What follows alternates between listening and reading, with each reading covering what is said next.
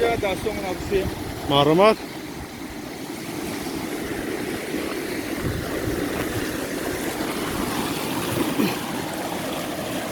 این قلابینه چی قدر اون نازد قدر کنید نه ایقه آبی خوزه با صفا نوش جان رحمت شما رم بیده سلامت باشید سلامت باشید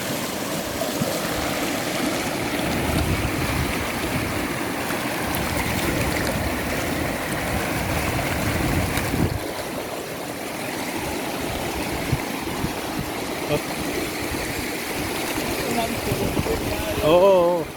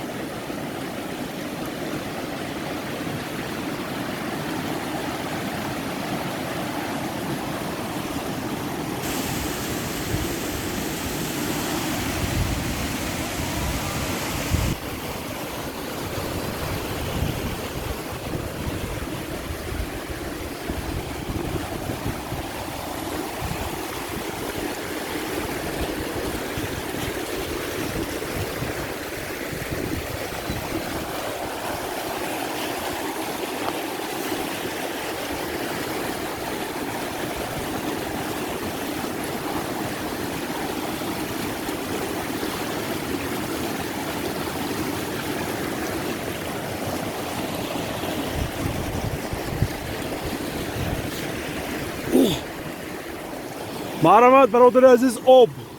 یاد نوش جان کنید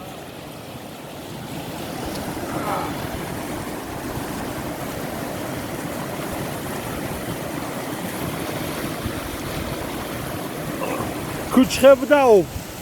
شکم کم تربوی علاف کرد دیگه توضیح علاف بسیار میکرو المنت های دارن که برای ژلوتر فایده داره بودی زدن گیر آبی مینرال دار آبی ارتوچ آب ارتوچ